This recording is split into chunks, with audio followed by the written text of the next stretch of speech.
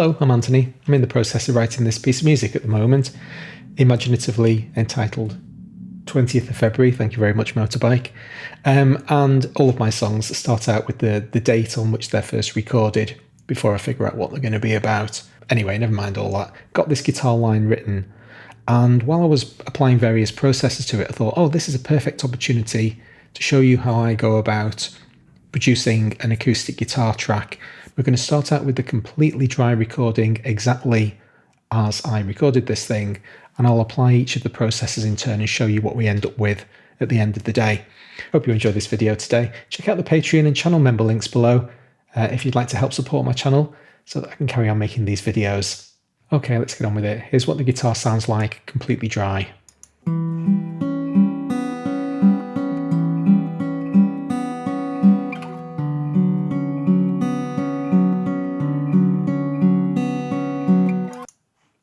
Quite nice, but can definitely be improved. Let's have a look at all the things that I've done to try to improve it. The first thing that I need to do is fix a problem that might not immediately be apparent, but once you start listening to this thing, particularly on loop, it really starts standing out. And the problem that we have in this one is that the D string, as I was playing it, was just a little bit thuddy, a little bit dull. I'm not exactly sure why. In the end, I decided that the performance was good enough that I was going to keep it and fix the problem. But once you focus in on it, you're going to start hearing this doof, doof, doof kind of sound pop through.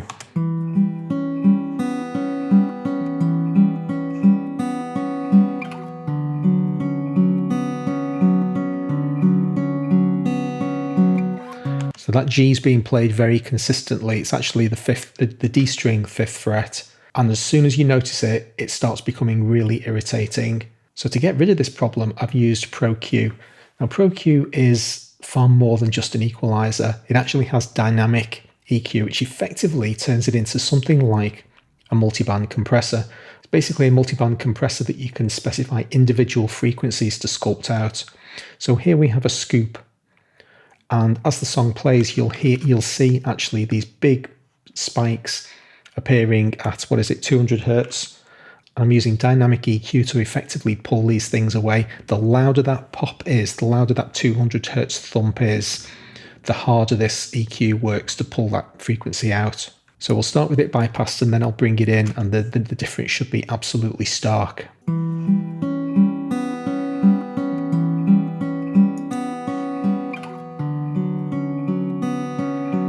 It's this peak. That's the offending one. That second chord, for instance, I go down from a G to an F sharp, so it's in a very narrow frequency range, and the Q is wide enough on this dynamic cut that it's pulling out those two offensive notes. They're the bad ones. But what an absolutely dramatic difference that makes the moment you realise all of that horrible mud at 200 hertz is kind of polluting the sound. This thudding stuff, which is just, I didn't even realise the first couple of times when I listened back to it. As soon as you notice it's there, it's got to go. We've also got a low cut here. This is something that I pretty much do as a matter of course. It is very low. The frequency itself is set to 62. That's where it begins to cut away. So I'm effectively throwing away stuff that for the most part, as far as the acoustic guitar is concerned, you can't hear anyway. Pro Q in this particular instance is a surgical correction tool. I don't like this frequency, this single frequency, so I'm cutting it away. As you can see, I am not using Pro Q as an actual equalizer. I need to use a different tool for that. Tool number 2, compression.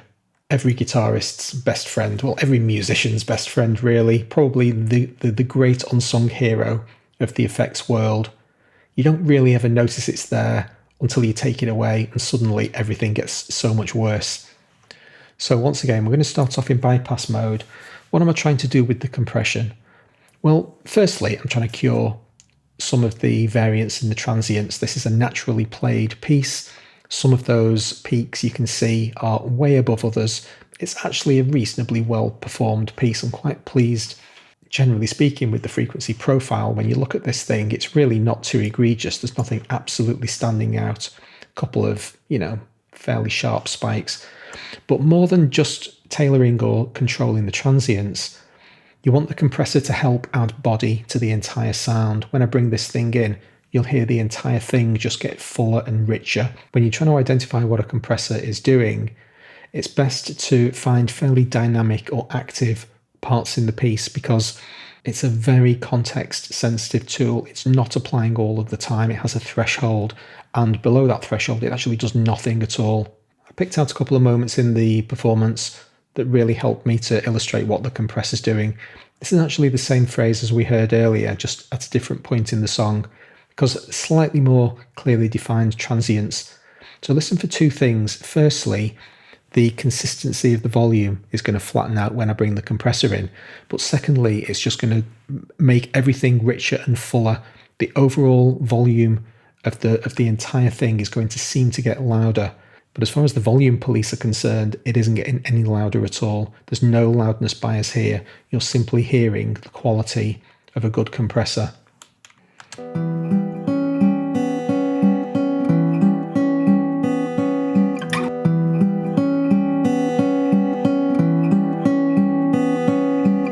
So can you hear all of those high notes, each one of those spikes, the transient peaks that we're hearing, where the note is first accentuated?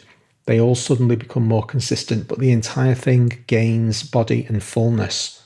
I've brought in a couple of noise meters here, so these are on either side of the compressor. We're just going to confirm that we don't have loudness bias here. You'll see about a 1 decibel difference between the two signals. That's because the makeup gain knob on this particular plugin, this is an emulation of the Neve 33609, which typically is used as a bus compressor actually. I love using it as a guitar compressor. I think it sounds really warm and musical, and I find it incredibly intuitive to use. I'll go through some of these controls in a little moment, but they actually step up and down in 2 decibel leaps, so I can't exactly match these volumes, and I'm not particularly interested in doing so either. So let's have a quick validation that we're not suffering loudness bias here.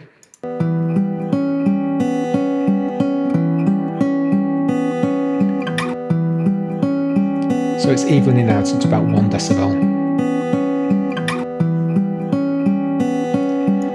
Okay, so let's talk about the actual controls themselves.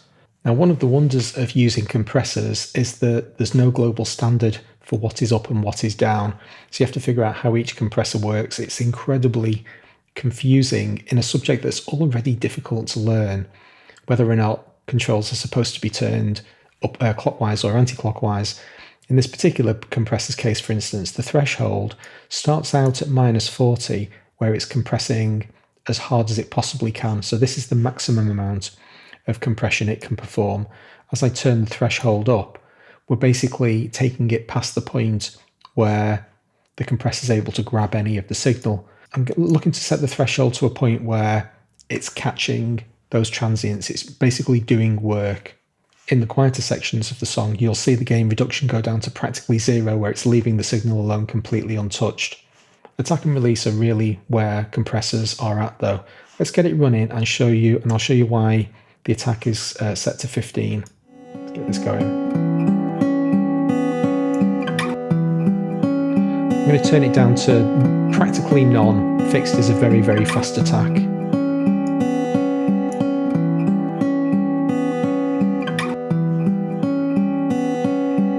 Now, hopefully you just heard it flatten out. You lose the quality of the performance because not enough of the transient is getting through. I think at fixed it's got an attack of about 2 milliseconds, which is almost instantaneous. So the moment the guitar starts to generate one of these sharp spikes, the compressor's kicking in and compressing that sound. So I want more of that natural character to come through. Now I'm going to turn it the other way up to 75 milliseconds, and you'll hear the compressor basically not doing anything. It's so slow, 75 milliseconds. It's letting almost all of the transient through, and so we're not getting that control that we're looking for out of the unit.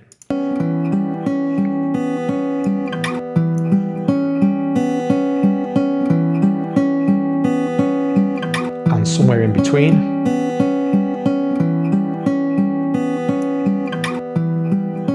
Can you hear those peaks coming under control as the compressor finds the point at which my natural playing characteristics are just starting to have an effect on the compressor?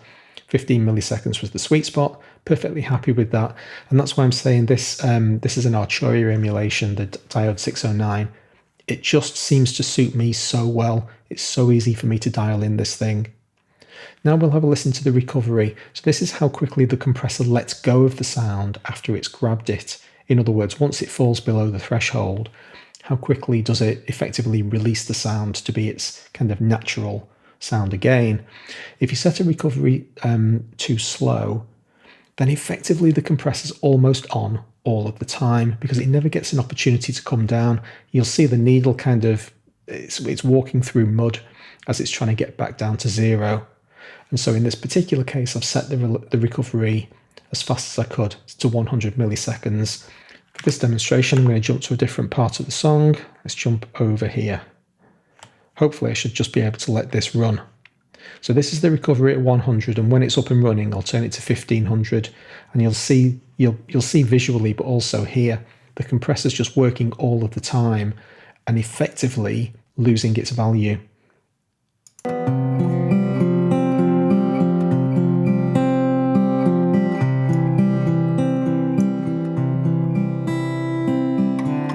It's like just dropping a sponge or a blanket on the entire sound. Everything just gets dull because the compressor is just squashing everything too much. Once again.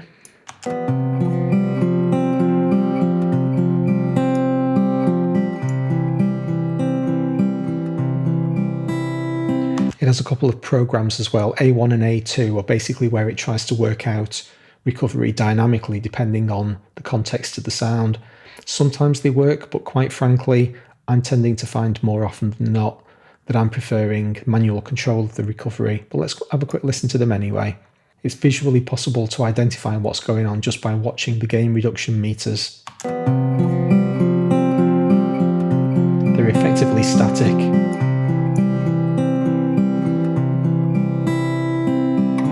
And they have much more dynamic movement when the recovery is fast. So that's that taken care of.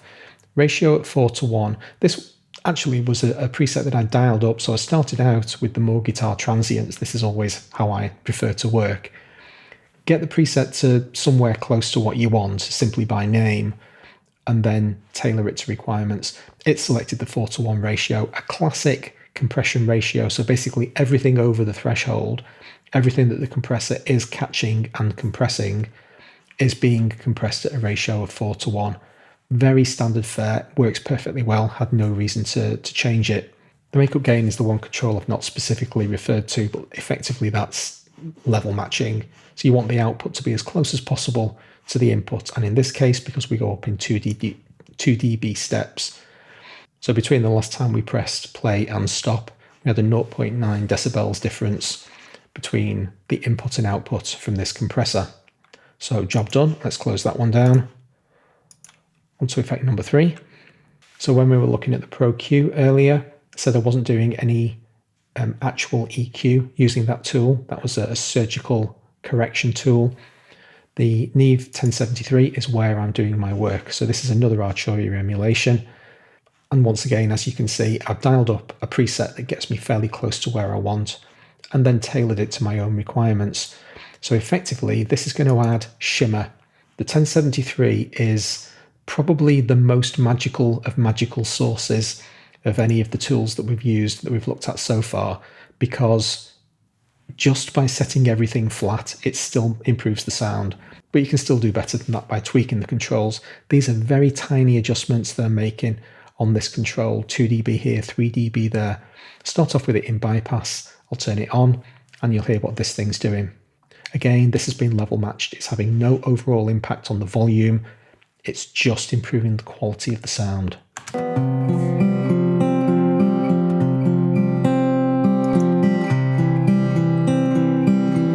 Absolute night and day.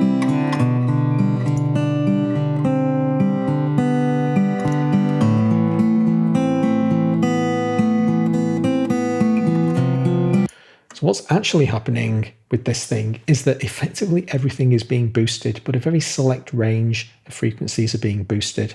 We have a high shelf, which isn't defined. Actually, I've not looked up in the manual where the shelf starts, but effectively all of the high frequencies are just being bumped by 2.5 dB.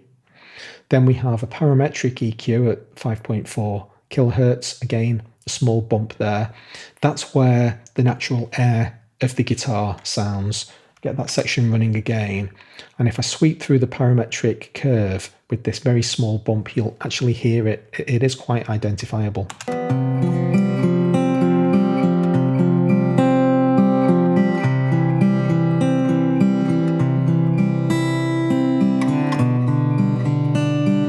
You can hear those different frequencies just popping out. So we're just giving that a little nudge to that beautiful glistening stuff that an acoustic guitar does really well, just bringing that forward. A tiny bump of the bass down at 100 hertz, and then some low cut to pull away unnecessary rubbish underneath 50 hertz that we don't need to hear. So now I'll A/B all three of those in and out. Let's start with them out.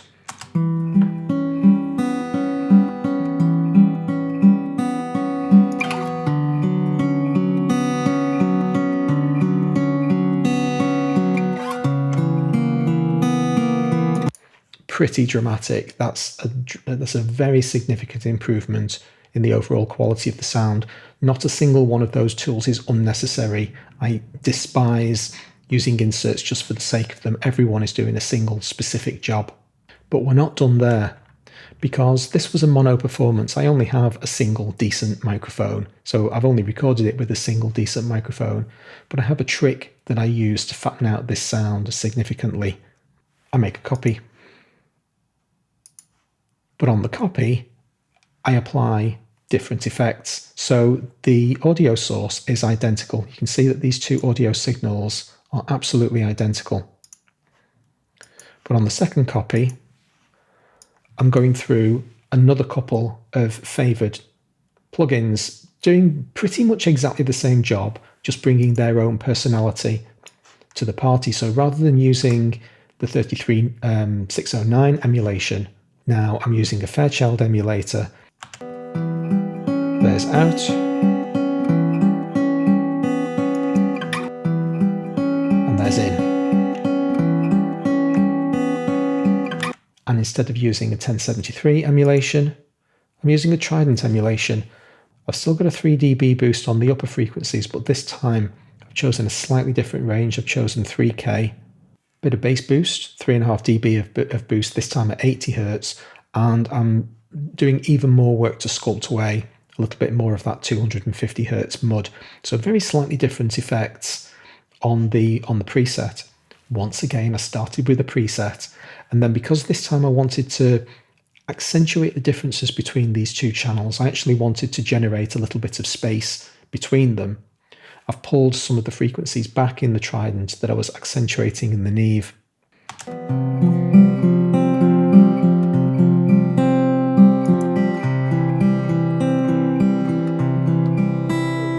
Very similar overall effect, but they are operating, as I say, on very slightly different frequency areas. Two things left to do.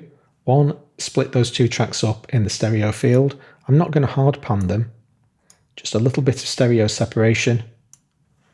And finally, sub those two tracks together and then throw to a reverb. This Lexicon LX24 is just an absolute dream. I'm really enjoying playing with it at the moment. It has a beautiful reverb sound. So with the stereo and the reverb, this is our final result.